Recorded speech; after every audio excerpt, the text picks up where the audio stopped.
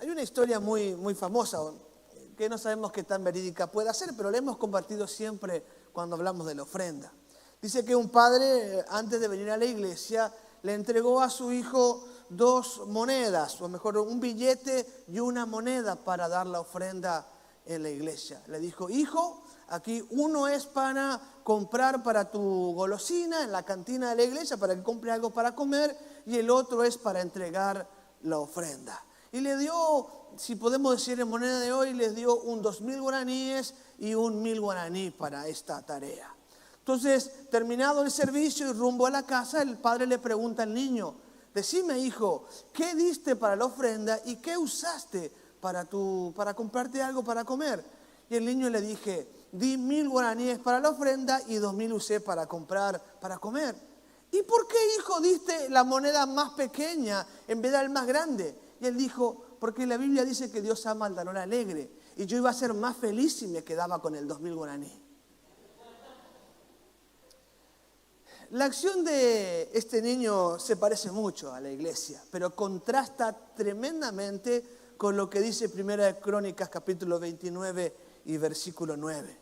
Y el pueblo se alegró por haber contribuido voluntariamente. El pueblo se alegró por haber contribuido voluntariamente, porque de todo corazón habían hecho su ofrenda a Jehová, y también el rey David se alegró en gran manera. Dice que cuando el pueblo trajo la ofrenda, hubo un gran gozo en el pueblo que daba y también en David. El capítulo 29 nos relata el final de la vida de David. Dice que David vivió muchos años en buena vejez, lleno de gloria y lleno de riqueza. Y antes de eso cuenta que cuando hace el traspaso del reino, cuando pone a su hijo como corregente con él entrega una gran ofrenda. Había acumulado como rey una gran cantidad de oro, plata, hierro, piedras preciosas para la construcción del templo, pero aparte él tenía en su propio tesoro personal una gran cantidad de ofrenda. Algunos dicen que hasta 3 millones de toneladas de hierro para construir, además del oro y plata y piedra preciosa en abundancia, había acumulado en su tesoro personal. Aparte del tesoro del reino, en su propio tesoro había acumulado una gran riqueza, y entregó toda esta riqueza para la construcción del templo que Dios le había negado a él construir. Y cuando entrega esta gran ofrenda, dice: ¿quién va a dar también? Mi hijo tiene un gran desafío, tiene que construir la casa del Señor. ¿Quién lo va a apoyar? ¿Quién va a dar ofrenda? Y entonces el pueblo voluntariamente comienza a entregar grandes cantidades de ofrenda, y luego de entregar las ofrendas fueron felices, se gozaron. ¿Qué contraste con aquel niño que dice: para ser feliz tengo que dar menos para poder gastar yo el dinero? ¿Cómo es posible ser feliz cuando uno da? ¿Cómo uno puede tener gozo para dar ofrendas, para ser fiel en los diezmos y para dar generosas ofrendas? No podemos negar que a la hora de diezmar y a la hora de ofrendar hay un pensamiento, una lucha en nuestro corazón. ¿Qué voy a hacer? ¿Cómo voy a enfrentar? Cuando hay un pedido, cuando hay un desafío, ¿cómo voy a enfrentar? Yo como pastor debo reconocer que continuamente estoy haciendo cambios para no generar presión en la iglesia respecto a la ofrenda. Por ejemplo, antes, para el cumpleaños de los pastores, se juntaba una ofrenda en la iglesia. Algunos recuerdan, se hacía un evento y por redes traían regalos para los pastores. Pues hace unos años decidimos no pedir más y prohibir que se pidan regalos, y hacerle un regalito de parte de la iglesia para que los hermanos no se sientan quebrantados para tener que juntar ofrenda o dar un regalo a los pastores. Antes hacíamos que por redes traigan regalos abundantes para los pastores en el mes del pastor. Ahora hemos decidido que no se va a permitir que se junte dinero para juntar regalos para los pastores. ¿Por qué? Porque no hay nada que traiga más angustia a un pastor es que ver a la gente plaguearse porque se le pide dinero. ¿Verdad? No da gusto escuchar, ¿verdad?, quejas, ¿verdad? Claro, encima antes los que hoy son pastores son los que se ocupaban de juntar la ofrenda, así que ahora menos les queremos pedir a otra persona que no sean ellos. Porque por lo general nos cuesta dar. Y como dicen muchos, lo último que se convierte es el bolsillo. Y a veces ni nunca se convierte el bolsillo, ¿verdad? Partimos a la eternidad y dejamos el bolsillo aquí en la tierra. Ahora, ¿cómo este pueblo puede tener tan grande gozo para construir el templo? Hay que entender que no podemos hacer un paralelismo entre el templo y la construcción de nuestra iglesia.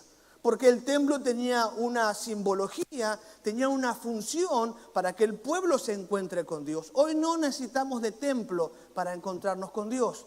Hoy el templo sirve para la administración, sirve para el entrenamiento, sirve para acelerar el culto, pero no es determinante como lo era en aquel tiempo. En aquel tiempo el templo era parte de la estrategia de Dios para la adoración. Hoy no es necesario. Sí, claro, es necesario tener alguna infraestructura, pero siempre con la visión de que la infraestructura de la iglesia sirva para la extensión del reino de Dios. En la medida que construimos, que invertimos en la iglesia, pero no lo hacemos con la visión de la extensión del reino de Dios, hemos perdido de vista lo que Dios nos ha llamado a hacer. Es decir, nuestra ofrenda, nuestro diezmo siempre tiene que estar en relación con la posibilidad de proveer para la extensión del reino de Dios. Ese sería el paralelismo real. Se construyó el templo porque era la forma en que Dios se manifestaba. Hoy proveemos, damos, ofrendamos, siempre en el sentido de extender el reino de Dios.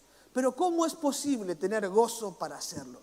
Pues el pueblo que dio en aquella oportunidad, y David en particular, cuando hace esa oración de agradecimiento, él revela con esta oración que había convicciones muy profundas en su ser, en su persona, y que el gozo para dar tenía que ver con esas convicciones que estaban en lo profundo de su corazón. Muchas veces no hay gozo en nosotros a la hora de dar, es una carga nuestro compromiso de dar, porque carecemos de estas convicciones que traen gozo a nuestra vida. Así que yo quiero concentrar el mensaje de hoy en la oración específica que hace David agradeciendo la ofrenda y consagrando la ofrenda, porque esta oración contiene las convicciones que permiten proveer para la extensión del reino de Dios con gozo. Anhelo que deje de lamentarse, que deje de sufrir y aprenda a dar con gozo. Para eso es necesario establecer algunas convicciones. Y quiera Dios que, si no son propias, oremos al Señor hoy para que Él cambie nuestra forma de pensar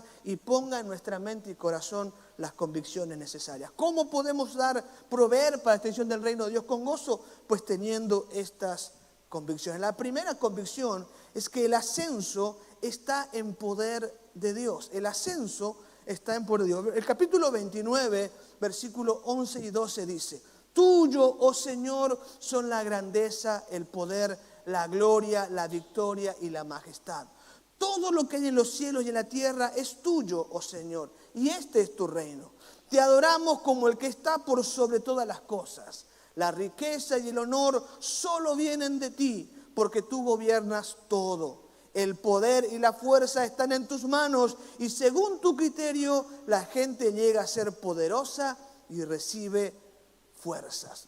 La convicción del rey David en su oración y la convicción que debiera estar en nuestro corazón es que el ascenso está en poder de Dios. Dios es el que concede el ascenso. ¿A qué me refiero con ascenso? En el texto se refiere en el versículo 12 que la riqueza, que el honor, que el poder y la fuerza están en las manos de Dios. En la versión textual dice: de ti procede la riqueza y la honra, y tú lo gobiernas todo, y en tu mano está el poder y la fortaleza, y en tu mano está el hacer grande, el dar poder a todos. Es decir, el dar riqueza, el dar poder, el dar fuerza y el dar honor, dar honra, está en las manos de Dios. Dios es el que tiene el poder de hacer esto.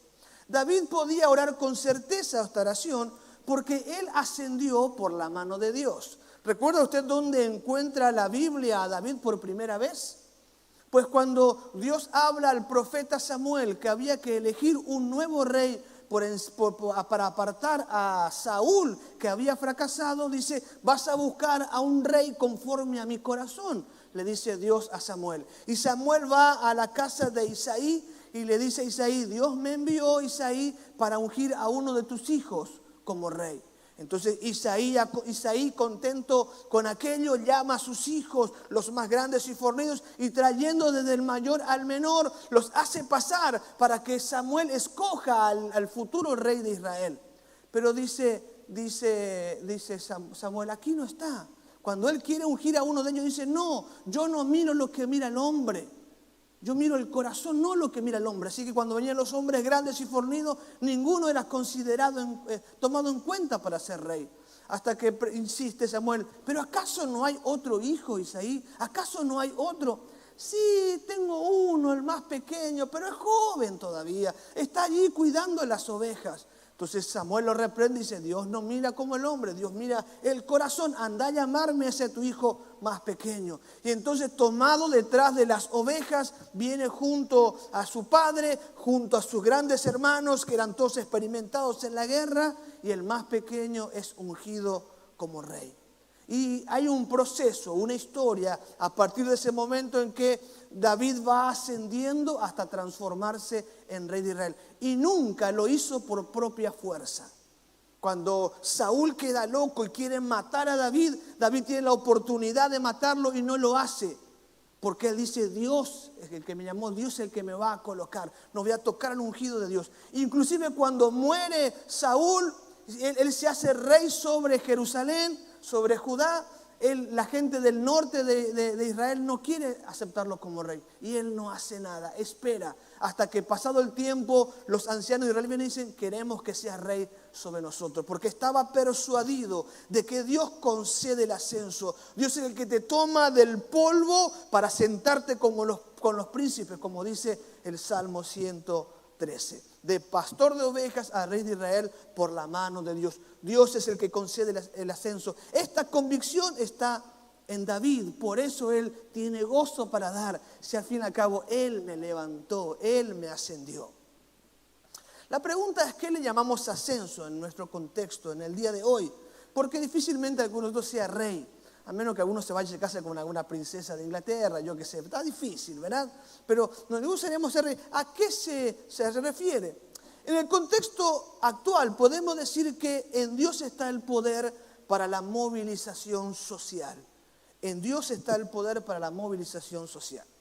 Por la movilidad social hacemos referencia a la oportunidad con la que cuentan las personas o la familia de progresar dentro de un sistema socioeconómico.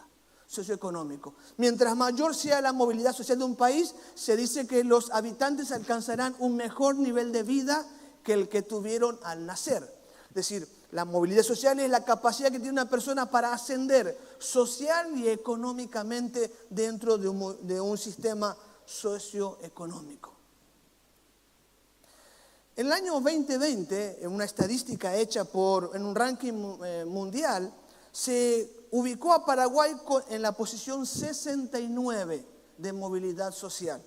De 82 países analizados, Paraguay ocupaba la posición número 69, es decir, era el peor país en Latinoamérica para ascender socialmente. Es decir, una persona en Paraguay difícilmente va a salir de su posición social y económica. Si nació pobre, va a morir pobre. Si en su familia nadie ha estudiado en la universidad, posiblemente va a morir en esa misma condición. Si en su familia siempre han sido una clase económica pobre, pues así será. Se dice que en Paraguay hay una pobreza estructural. La gente no puede ascender normalmente, socialmente. Es difícil cambiar de posición. Y al ver nuestra sociedad vemos que muchos que ascienden, lo ascienden porque tocan lo ajeno, entran en la política y de manera corrupta ascienden económica o socialmente.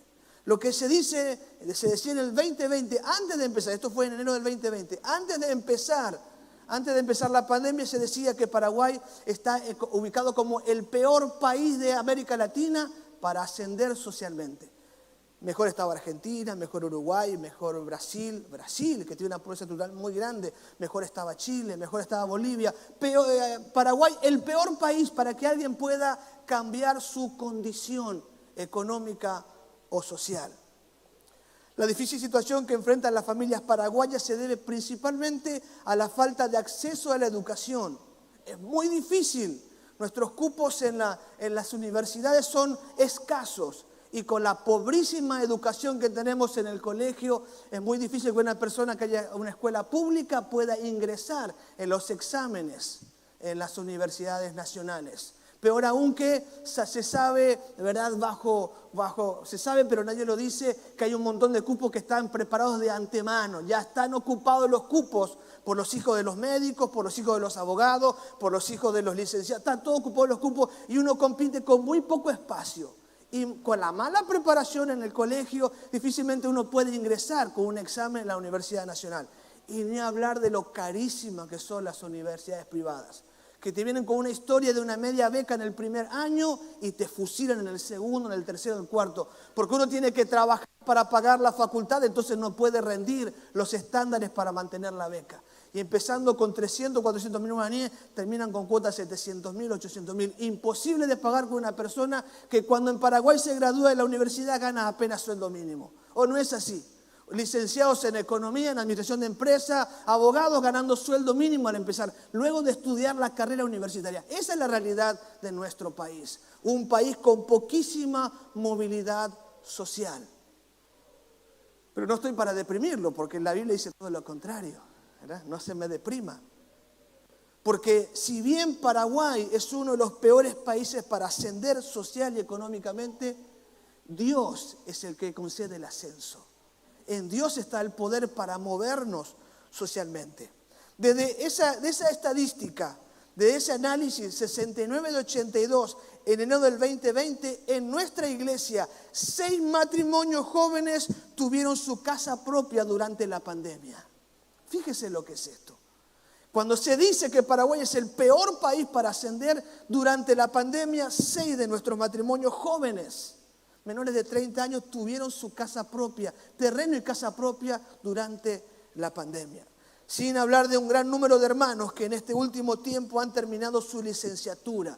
Y la mayoría con padres que apenas han terminado el colegio o muchos no han terminado el colegio. Vemos hoy a nuestros jóvenes como abogados, como licenciados, como administradores y cuando sus padres no han terminado ni siquiera la secundaria. Esto es porque Dios se ocupa de ascender a su pueblo. Dígame, gloria a Dios. No quiero mencionar a la cantidad de hermanos que han comprado vehículos en este tiempo de crisis, ¿verdad? Puede ver uno allá afuera, ¿verdad? Los autitos, ¿verdad? El autito más feo es el del pastor, pero ese es otro tema, ¿verdad? No hablemos de eso, ¿verdad? Puede ver los autos ahí, hermosos vehículos de nuestros jóvenes, de nuestros hermanos, ¿verdad? Y de padres que nunca tuvieron auto en su vida. Los ven ahora bien movilizados, hallando allí, ¿verdad? Los que han mejorado su vivienda en este tiempo, los que han ascendido en su empleo o han mejorado sus niveles de ingreso. ¿Por qué? Porque de Dios es el ascenso. Diga gloria a Dios. Es de Dios el ascenso. Dios es el que le encanta tomar lo que no es, lo que no tiene nombre, lo que no tiene valor y mostrarlo al mundo con el poder que Él tiene para levantar del polvo al pobre, para sentarlo con los príncipes. Esa era la experiencia de David. Y él da con gozo porque él no tenía nada, ni su papá lo llamó. Miren, están buscando un rey y ninguno de sus hijos lo ha aprobado y el rey ni así piensa en su hijo. Hasta Isaí se iba a beneficiar si su hijo era electo rey, pero ni así lo tiene en cuenta, ni como la última opción. Pero Dios sí, Dios te mira y Dios te va a levantar, va a tomar tu vida y va a colocar en lugares de privilegio. Él sí va a provocar un ascenso social y económico en ustedes. Ya se puede ver hoy, podemos verlo con las personas que fundamos la iglesia. ¿Verdad? Apenas, pero hoy, ¿verdad? Lleno de profesionales. Y muchos que han empezado aquí desde pequeñitos, ¿verdad? Viniendo a la iglesia, hoy profesionales, porque Dios es el que promueve el ascenso social y económico de cada uno. Yo quiero decirte, cambia tus convicciones, reflexiona sobre quién eres y tu capacidad de dar, porque Dios quiere levantar tu vida. Dios quiere usarte, Dios quiere que plantemos centenares de iglesias y Él va a bendecir tu vida para que esto sea posible. Pero hay que creer que Él es aquel que nos va a levantar del polvo para sentarnos con los príncipes. La segunda convicción que nos permite proveer para la extensión del reino de Dios con gozo es que lo que se puede dar fue concedido primero. En el versículo 13 y 14 dice: oh Dios nuestro, te damos gracias y alabamos tu glorioso nombre. Pero ¿quién soy yo y quién es mi pueblo para que podamos darte algo a ti? Todo lo que tenemos ha venido de ti y te damos solo lo que tú primero nos diste.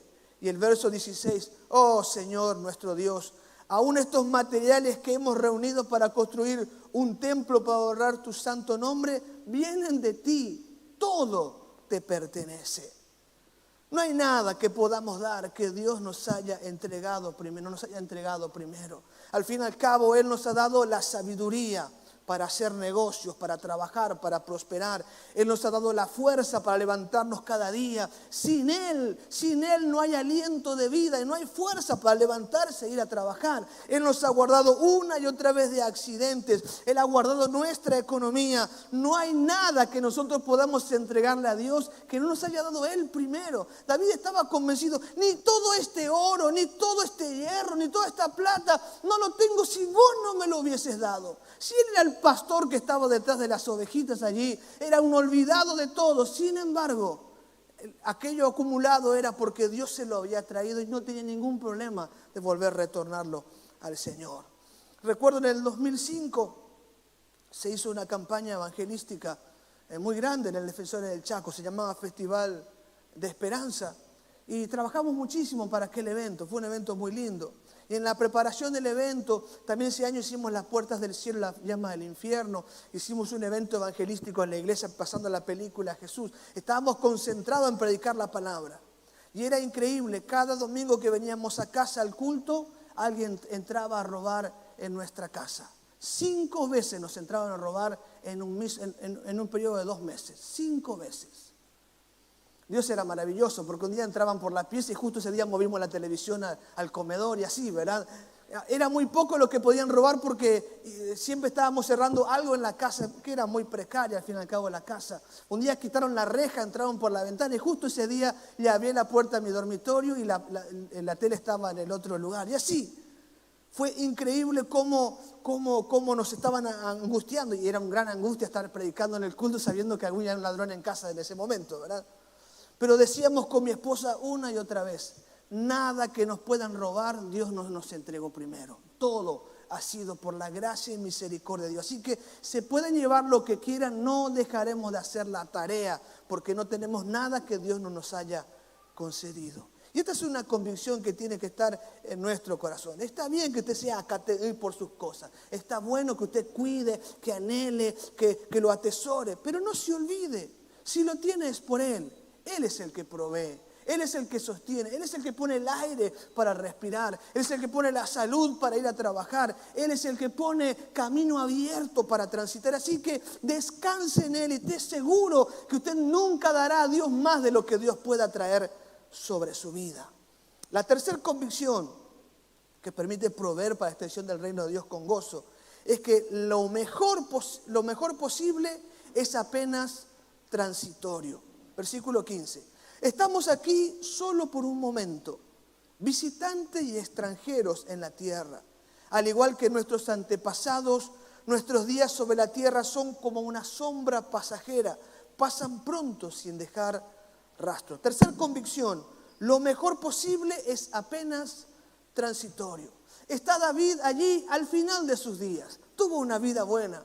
Fue un rey que vivió muchos años como rey, cosa que no era tan costumbre. Cuando usted lee el libro de Reyes o de Crónicas, va a encontrar que duraban 7, 10, 15 años. David vivió muchos años siendo rey.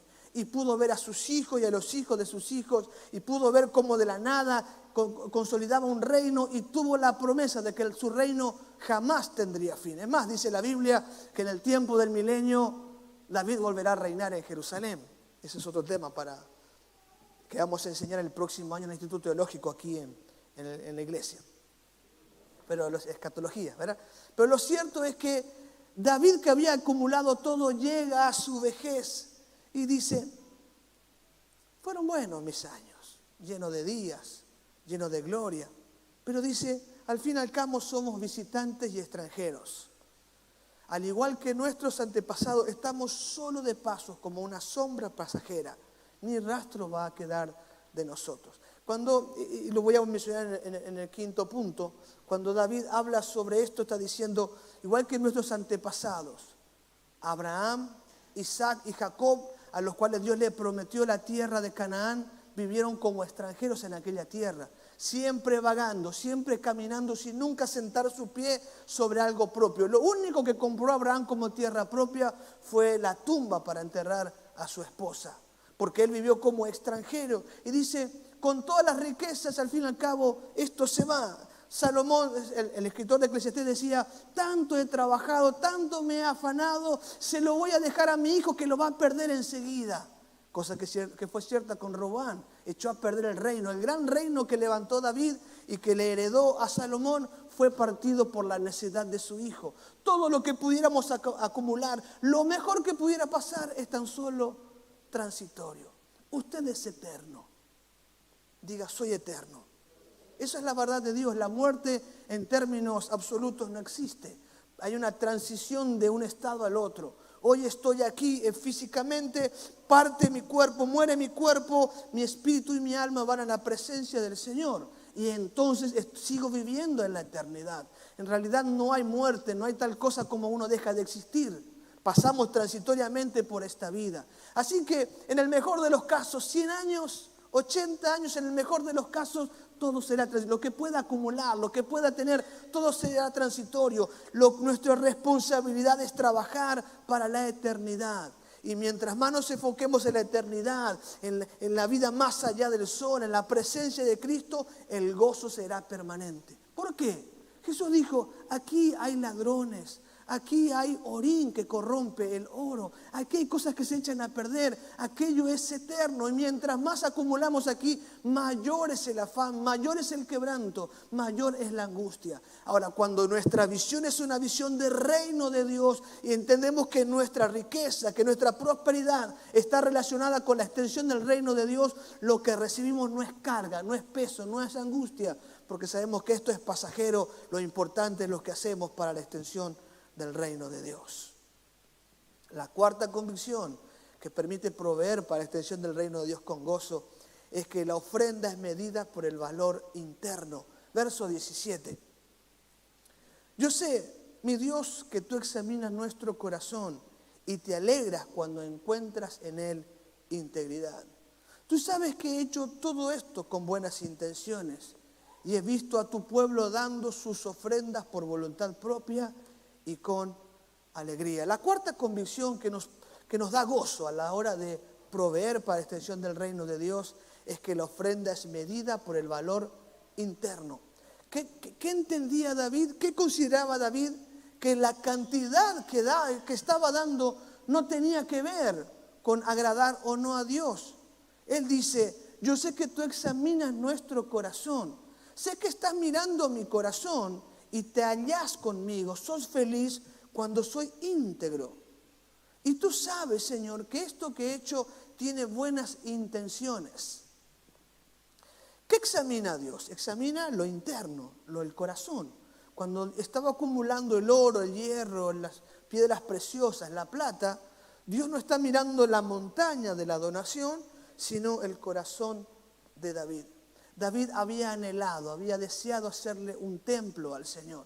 Él decía, ¿cómo es posible que yo esté en esta casa artesonada tan hermosa y mi Dios siga en un tabernáculo, en un templo? Voy a construir un templo al Señor. Pero Dios no se lo permitió. Le dijo, tú has manchado tu mano con sangre, no puedes construir, lo va a hacer tu hijo. Como concesión le dijo, tu hijo me va a construir templo. Parece que David no entendió, tal vez no se refería a Salomón, se refería a Jesús, quien le construyó casa al Señor. Pero ese es tema para el Instituto Bíblico el próximo año. Lo cierto es que David estaba apasionado por el Señor, lo amaba profundamente y no estaba feliz con tener una bonita casa y que la casa del Señor no fuese bonita. Entonces Dios miró, aunque él no estaba tan de acuerdo con la construcción del templo, miró el corazón de David y pudo ver que había integridad, que su voluntad era buena, que su intención era buena, y esto es lo que premió. Sabiendo que más allá de lo que daba, Dios miraba su corazón, había gozo en él. El que dio poco no se lamentó y el que dio mucho no se jactó, porque Dios estaba mirando el corazón. ¿Qué mira Dios? El corazón. ¿Qué examina? Si hay integridad y la motivación con la cual hacemos las cosas. Es decir, si soy íntegro a la hora de entregar mi diezmo y mi ofrenda, si mi corazón está correctamente enfocado, si estoy motivado por mi deseo de extender el reino de Dios. Por eso, como les comentaba antes, decidimos suspender algunas ofrendas que se acostumbran a hacer, y algunos se han enojado conmigo, ¿verdad? Porque dicen hay que enseñarle a la iglesia, hay que bendecir a los pastores. Pero cuando se da y se queja, la ofrenda no sirve. Mejor no la dé. Si lo va a dar y se va a quejar y va a decir, ay, que mucho se pide, entonces no lo dé porque no sirve, no le bendice, no le hace bien, porque Dios mira el corazón. Así que si estoy dando molesto, incómodo, mejor no lo haga, porque eso no va a bendecir su vida y evidentemente no va a bendecir el reino de Dios. Ahora, si su número es pequeño, ¿verdad? O grande, pero su corazón es íntegro, sepa que ahí está el Señor. ¿Esto quiere decir que no hay que dar? No, hay que corregir la convicción. Amén. Uno necesita mirar su corazón, necesita corregir su convicción, porque Dios está mirando lo profundo de nuestra alma al hacer la tarea. Y el gozo estaba en porque él sabía que estaba motivado en bendecir al Señor con construir su casa. Finalmente, la quinta convicción que nos permite proveer para la extensión de Dios, para el reino de Dios con gozo, es que las acciones tienen un efecto intergeneracional. Lo que hacemos, lo que practicamos, afecta a diferentes generaciones. Versículos 18 y 19 dice así: Oh Señor, Dios de nuestros antepasados, Abraham, Isaac e Israel, haz que tu pueblo siempre quiera obedecerte. Asegúrate de que su amor por ti nunca cambie. Dale a mi hijo Salomón el deseo de obedecer de todo corazón tus mandatos, leyes y decretos, y de hacer todo lo necesario para edificar este templo, para el cual he hecho estos preparativos. Nuestras acciones tienen un efecto intergeneracional. Cuando el texto dice Dios de nuestros antepasados, Abraham, Isaac e Israel, usted va a reconocer que continuamente se hace referencia al Dios de los antepasados. En realidad, el pueblo judío, el pueblo de Israel, es el primero que tiene una conciencia de la historia. Del pueblo de Israel aprendemos a repasar nuestra historia. Pero este repaso de la historia no es para quedarnos en ella, sino para impulsarnos hacia el futuro. Cuando Dios saca al pueblo de Egipto y Moisés escribe en Génesis la experiencia de salir de Egipto, simplemente está contando sobre una historia circular. Lo que dice Moisés cuando relata la salida de Egipto es un repaso del Génesis capítulo 1, capítulo 2 y capítulo 3 hasta el capítulo 11. Dice el texto: en el principio la tierra estaba desordenada y vacía y el Espíritu de Dios se movía sobre las aguas. Entonces Dios pone fin al caos y crea las cosas, crea el Edén para que el hombre habite en él. Cuando el pueblo va a salir de Egipto, Moisés relata la historia de Génesis 1 al 3 de otra manera. El mundo estaba en un caos, gobernaba Egipto con sus dioses falsos, con esos dioses a semejanza de la creación, y el pueblo estaba oprimido.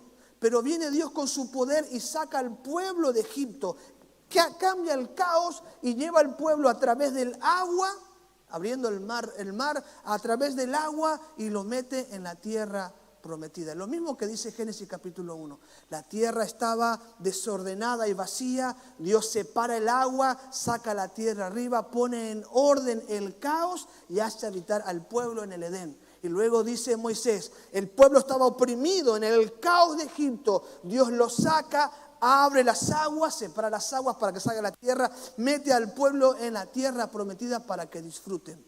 Hay una historia circular, es decir, Dios saca al pueblo del caos, lo pasa por el agua y lo ingresa en la tierra prometida. Eso pasa con nuestra vida. Dios nos saca del caos, nos pasa por el agua del bautismo y nos trae en la tierra prometida. Ahora bien, esta visión hacia atrás, esta necesidad de recordar la historia, tiene que ver para entender cuál es nuestro destino. Dios escogió a Abraham, Isaac y Jacob para crear un pueblo para que vivan en la tierra prometida. Y este repaso está haciendo David. Esta es nuestra historia. Así pasó con Abraham, Isaac y Jacob. Ahora, Señor, que nuestros hijos, esta es mi historia. Tú me sacaste del caos, en el caso de David, me sacaste detrás de las ovejas, me trajiste aquí. Ahora que mi hijo pueda continuar esta obra que tú me has llamado a realizar. Hay un pasado, pero también hay un futuro en el que el pueblo, dice David, haz que tu pueblo siempre quiera obedecerte. Que mi hijo Salomón desee obedecerte de todo corazón, tus mandatos, leyes y decretos, y de hacer todo lo necesario para edificar este templo. Las acciones tienen un efecto intergeneracional. David, cuando da la ofrenda, cuando el pueblo da la ofrenda, están honrando su pasado. Tú escogiste a este pueblo. Cuando daban su ofrenda, estaban honrando a sus padres que habían cumplido con el mandato de Dios, que habían transitado como extranjeros por la tierra. Estaban honrándolo a ellos, pero ahora estoy dando esta ofrenda para que Salomón pueda también construir el templo y pueda continuar con nuestra historia hacia la tierra prometida. Nuestras acciones tienen un efecto intergeneracional. Con lo que hacemos, honramos a nuestros padres, honramos a quienes sembraron la palabra del Señor. Con nuestra ofrenda, con todas nuestras acciones en vida, estamos honrando a nuestros antepasados y estamos preparando el camino para que nuestras generaciones futuras puedan seguir proclamando a Dios y su reino.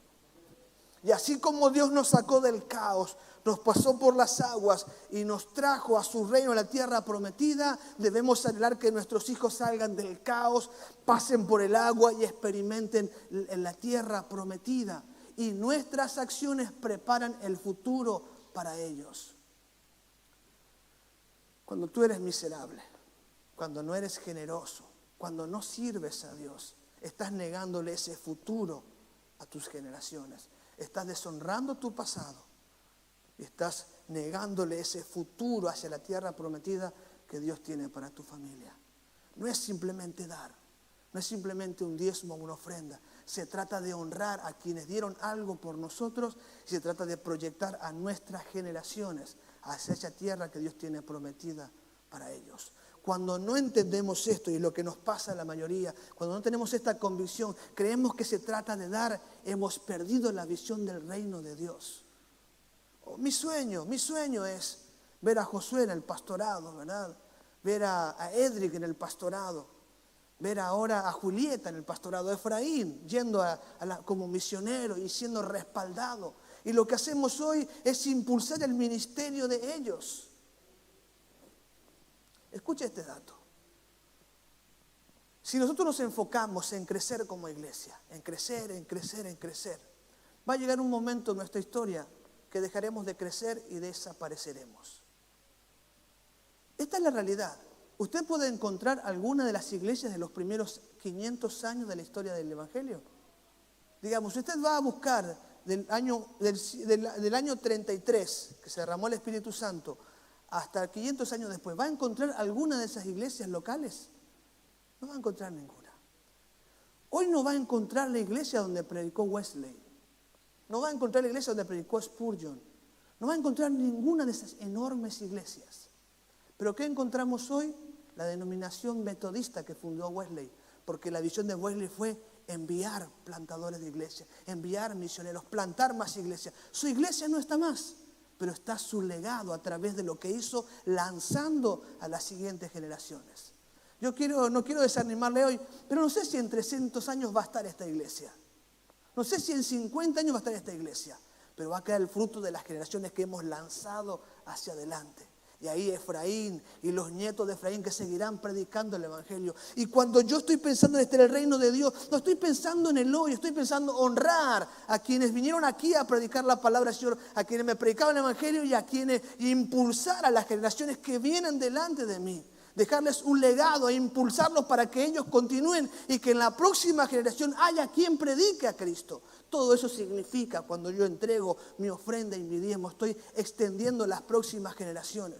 No quiero que mis nietos, que mis hijos piensen en un Dios pobre que no puede sostenernos y que nos hace vivir aguantando a ver si llego a fin de mes. Si no quieren que crean en este Dios que saca al pastor detrás de las ovejas y lo sienta como rey para gobernar a su pueblo. Ese es el Dios que proclamamos. Nuestras acciones están impulsando a las generaciones futuras y tenemos que analizar si lo que hacemos está diciendo ellos hay un Dios grande que te va a sostener, que te va a impulsar, que te va a levantar, o estamos diciendo, ten cuidado, mi hijo, porque no hay esperanza para vos en el mundo.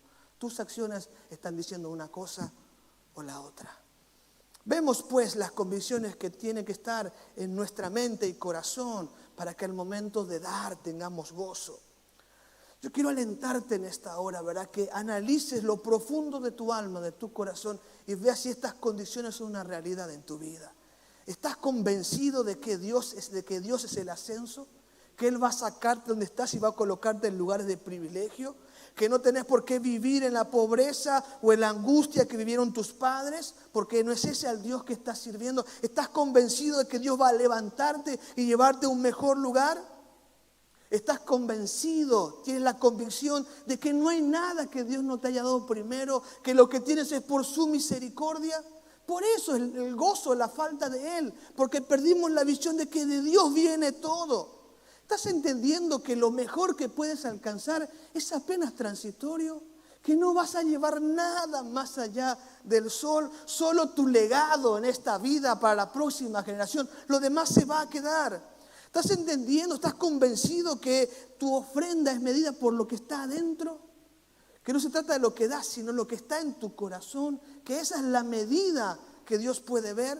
¿Estás entendiendo? ¿Estás convencido de lo que haces hoy tiene un efecto intergeneracional? Es decir, que estás honrando a tu antepasado y estás proyectando a las futuras generaciones. No seas escaso en tu forma de pensar. Dios nos ha puesto con una capacidad de vivir eternamente y de afectar las generaciones por delante, pero tiene que ver cómo actuamos en este tiempo. Reflexiona hoy, analiza en tu corazón cuáles son las convicciones que aún faltan en tu vida.